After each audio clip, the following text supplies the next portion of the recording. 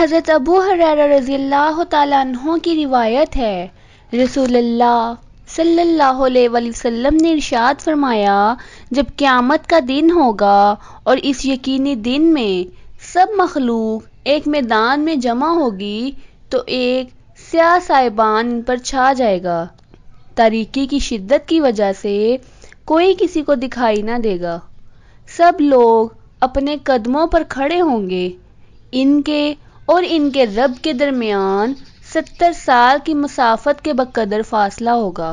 یکایک فرشتوں پر خالق تبارک و تعالیٰ کا جلوہ پڑے گا، زمین اپنے رب کے نور سے جگمگا جائے گی، تاریکی چھٹ جائے گی، مخلوق پر رب کا نور چھا جائے گا، ملائکہ عرش کے ارد گرد گھیرا باندھے رب کی تسبیح اور حمد و پاکی بیان کر رہے ہوں گے۔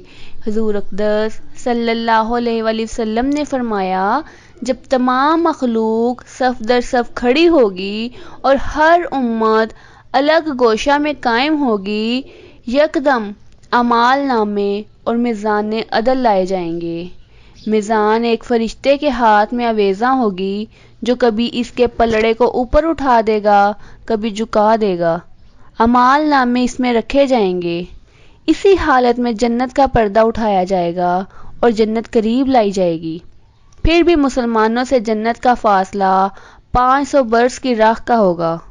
جنت کی ایک ہوا چلے گی جس کی خوشبو مشک کی طرح مسلمان محسوس کریں گے۔ پھر دوزخ کا سرپوش اٹھایا جائے گا اور اس کی بدبو کا ایک تیز جھونکا تیز دھوئیں کے ساتھ چلے گا جس کی بو مجرم محسوس کریں گے، حالانکہ ان کے اور دوزخ کے درمیان 500 برس کی راہ کا فاصلہ ہوگا۔ پھر دوزخ کو ایک بڑی زنجیر میں کس کر کھینچ کر لایا جائے گا۔ 19 فرشتے اس کے موکل ہوں گے اور ہر فرشتے کے مددگار 70,000 فرشتے ہوں گے۔ تمام موکل اور ان کے مددگار دوزخ کے دائیں بائیں اور پیچھے چلتے ہوئے گھیرے میں لیے کھینچے لائیں گے۔ ہر فرشتے کے ہاتھ میں لوہے کا گرز ہوگا جس کی ضرب سے دوزخی چیخیں گے۔ گدھے کی ابتدائی اور انتہائی آواز کی طرح دوزخ کی آوازیں ہوں گی۔ اس میں دشواریاں ہوں گی، تاریکی ہوگی، دھواں ہوگا، شور ہوگا۔ دوزخ دوزخیوں پر غضبناک ہوگی اور شدت غضب کی وجہ سے شعلے اٹھیں گے۔ فرشتے دوزخ کو لا کر جنت اور موقف قیام گاہ حشر کے درمیان نصب کر دیں گے۔ دوزخ آنکھ اٹھا کر سب مخلوق کو دیکھے گی اور منہ زوری کر کے ان کی طرف بڑھ کر سب کو کھا جانا چاہے گی، لیکن موکل زنجیروں سے اس کو روکیں گے۔ اگر کہیں چھوٹ جائے تو ہر مومن و کافر کو کھا جائے۔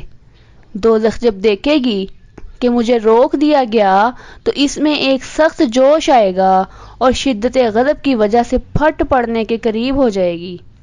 پھر دھاڑ مارے گی اور سب مخلوق اس کے دانت پیسنے کی آواز سنیں گی۔ دل کانپ جائیں گے، دھڑک کر نکلنے لگیں گے، ہوش اڑ جائیں گے، آنکھیں اٹھی کی اٹھی رہ جائیں گی، تڑپ کر دل حلق تک آ جائیں گے۔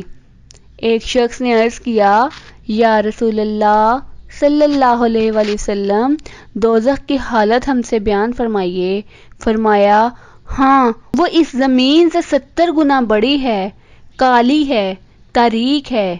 اس کے 7 سر ہیں، ہر سر پر 30 دروازے ہیں۔ اس کی بالائی لب ناک کے سوراخ سے لگتا ہوگا اور زیریں لب کو وہ گھسیٹتی ہوئی چلے گی۔